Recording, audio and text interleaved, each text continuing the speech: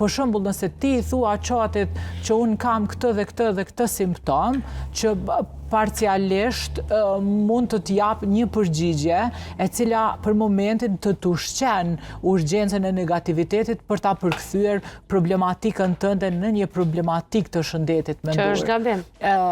Jo vetëm që është gabim, po është e rrezikshme, sepse ke disa simptome të cilat përkojnë me disa problematika edhe që qatit i mungon gjykimi klinik, për shembull, i mungon bashkëndjesia që ti ke dhe mbi të gjitha i mungon të kuptuarit emocional, jo të kuptuarit logjik, i mungon të kuptuarit emocional, jo se cila fazë depresive, jo se cila krize ankthit, jo se cili çrregullim i personalitetit ka recet mu trajtu.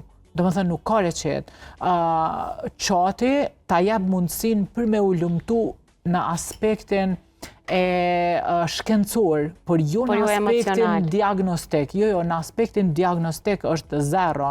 Në aspektin shkencor është inovacioni ma i potent i mundshëm.